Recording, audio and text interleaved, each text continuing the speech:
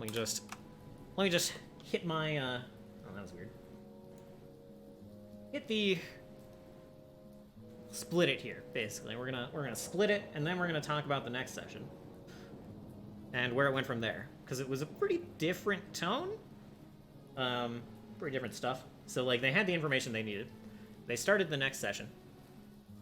And they were like, alright.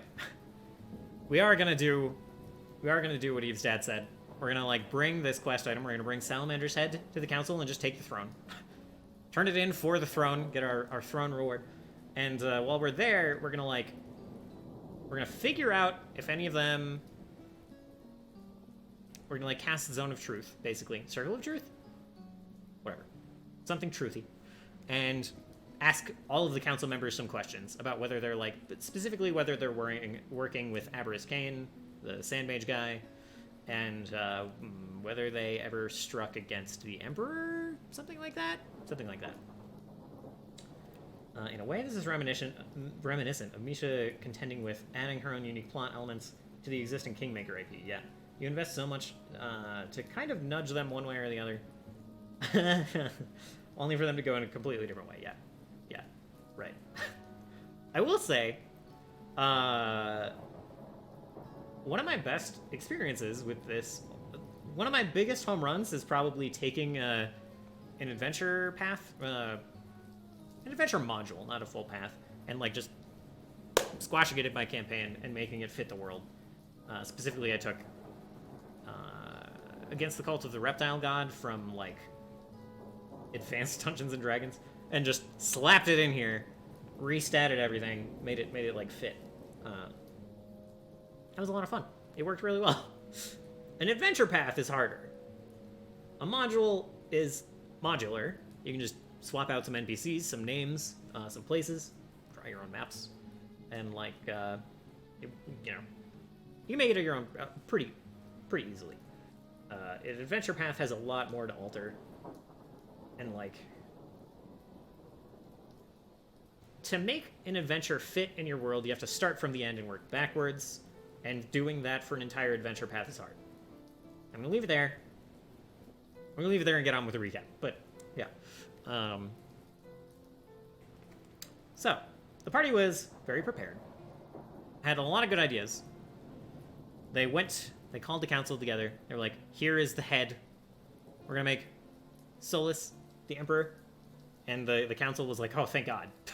Oh, thank God. We thought it was gonna be Eve the Murderer or, like, the Goblin. Like, whew. Alright, that sounds reasonable. We can do that. One of the guys, kind of showing his colors, Calvin was like, look, that's great, but I found the guy who is, like, the son of the Emperor. Pretty classic thing, although, in this case, people who've been around a while will know that the Emperor was, in fact, the father of all humans, the progenitor of all humans, so that makes secession and all that a little more complicated and weird, but they found a guy who was his direct son. It was like, I'm going, like, fuck that previous deal. Let's have a vote to see if we want to put this, and it happened to be, like, basically, like, a folk hero who's been wandering around Eden doing good stuff that, like, the party has run into. And he was like, let's have a vote. Let's have a vote if we should put on this person who's got Adam's blood instead of these random adventurers who came in and turned in the head. And there was some charisma checks, some talk going on, with a brief stint of Eve almost stabbing some people. Random, by the way. That was his argument. And, you know, the party made a counter-argument, rolled well on the charisma check. The council voted in their favor pretty heavily. And then the party moved on with, like, their interrogation. Dropped the Zone of Truth, had the council members step into it, kind of round robin, one after the other. It's not round robin, just one at a time. That's how you can say that. And, yeah, asked them a question. I'm trying to remember the exact wording, and I could go look it up, but it's basically like, did you work with Aberys Kane? Did you conspire with Aberys Kane against the Emperor? Something along those lines. And it was a whole lot of no's. And then they got to their, like, kind of prime suspect, who was, like, the head of the army. And he was like, no. Basically said no. I don't remember how exactly it came about, but the party, there was something up. Someone recognized that he knew more than he was letting on. They pressed in. They were like, he pointed at Calvin and was like, that's the guy you want. I was going to report him myself. You guys acted faster. Like, I just discovered this. He panicked. He told me that he murdered the Emperor. And,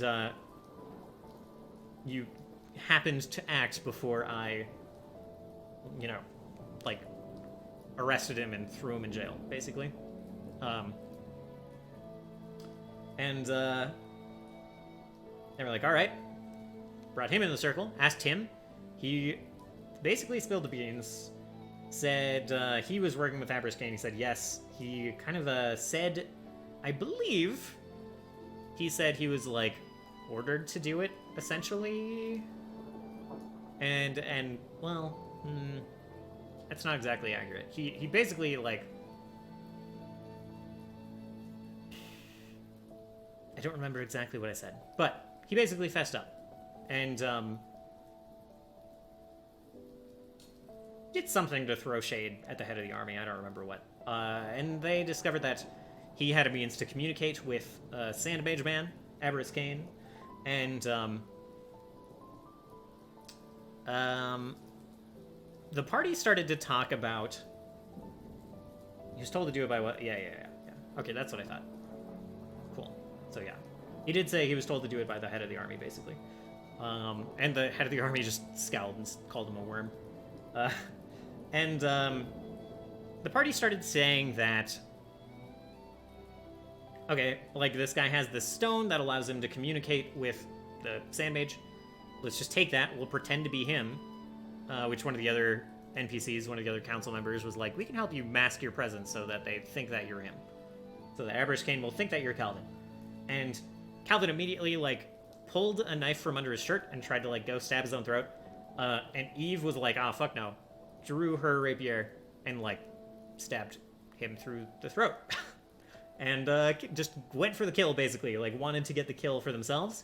Didn't care that that's what he was trying to do. Totally recognized that that's what he was trying to do. But just, like, you know, wanted the kill, basically.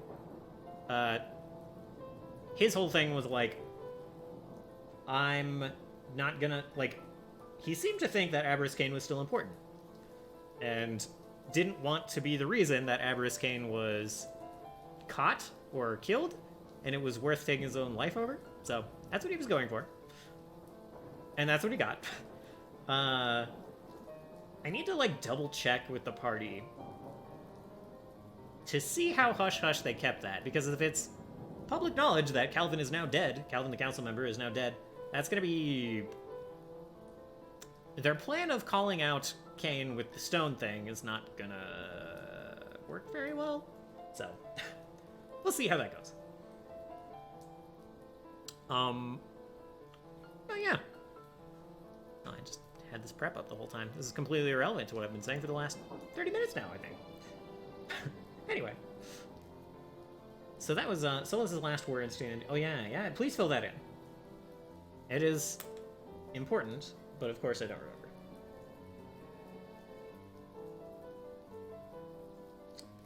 And then yeah, after this, Solas's character... Solas, Moto's character...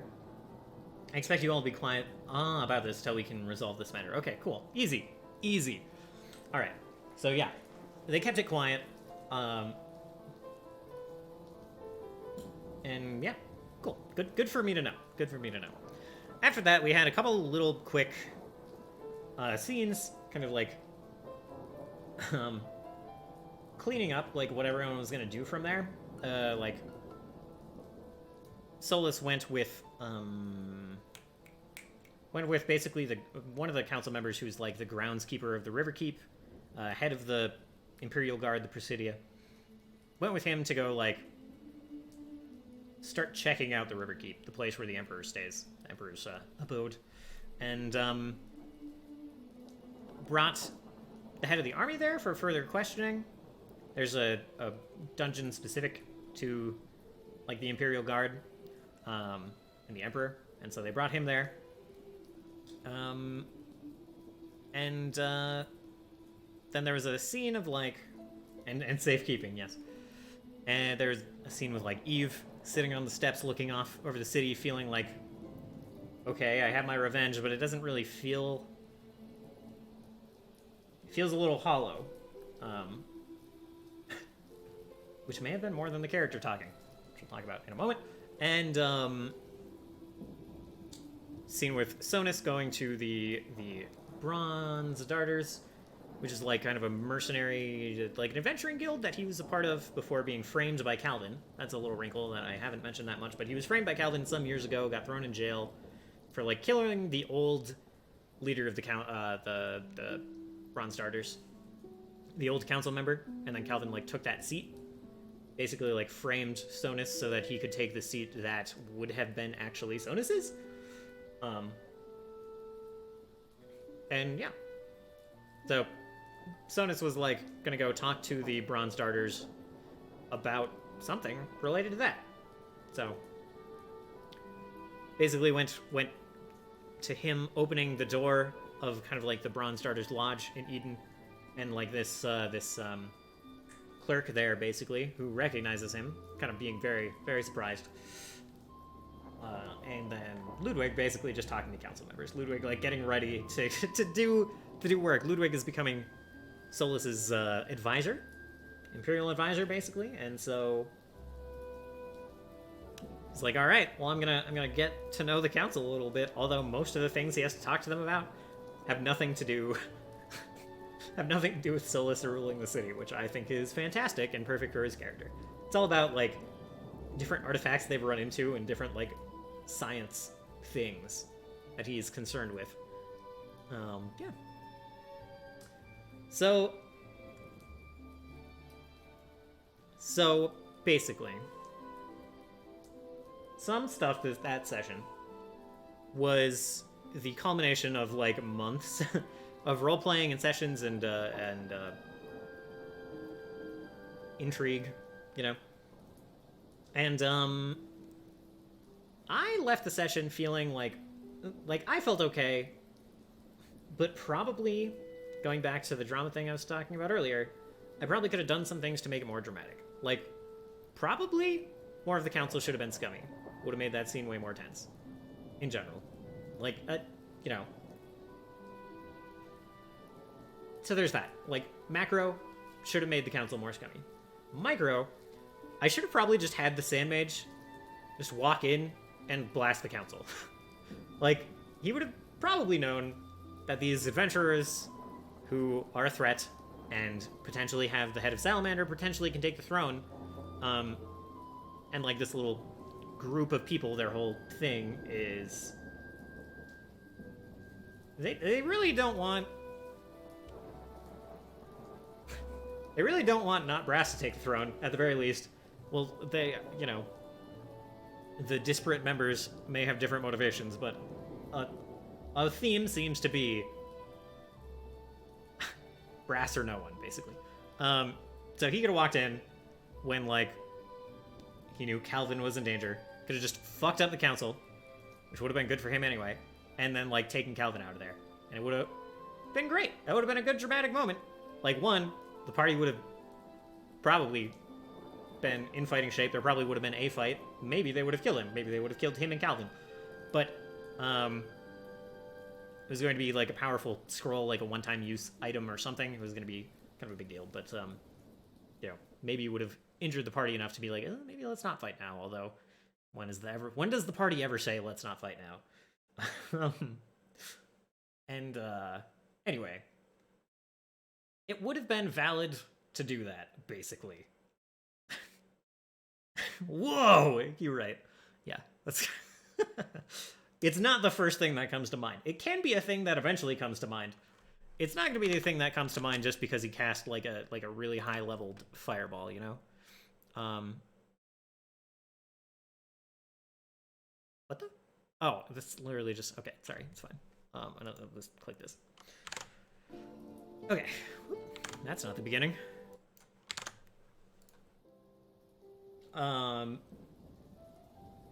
So basically, I just should have done that. I should have ratcheted it the hell up. But I have a problem where, especially with this political stuff, like if I feel like the party has a good plan, I don't want to. It can feel a little unfair just to Deus Ex Machina it into oblivion and just like fuck it up completely. It feels nicer to come up with like valid challenges for it, like interesting wrinkles that are that don't feel bullshit. But like in this case, I probably should have gone for what's dramatic instead of what's fair, because it was a big deal session and it didn't necessarily feel like that for everyone. Especially because one of the Eve's player, Gino, like quit after that session, said he wasn't feeling it. Oh, the sad song. What good timing. Thank you, YouTube. And I think it has a lot to do with the fact that the end of the storyline of like this revenge storyline was like a bit of a whimper for him. So I should have like utilized some of the stuff I set up to just be like, all right, the mage comes in and like fucks up this whole like careful interrogation you have going on. I should have just done that, basically. And I think I've told that to everyone that I've talked to individually about this, so I apologize to those people for repeating myself, but I think that would have been better. It's alright. It's alright, Cam. It was put forth as a very temporary thing. I don't know if that was just to make me feel better or if it was earnest, but we'll find out.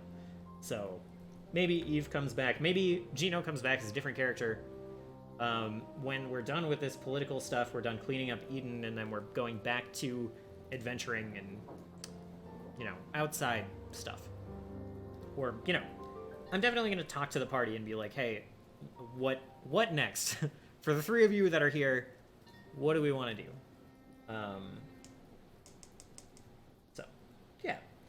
So I kind of think that's where it's going from here, is just gonna clean up stuff about this Sand Mage, about Avarice Kane, and any other like Eden-centric stuff, and then we'll kind of figure out what we want to do as a group and how to proceed.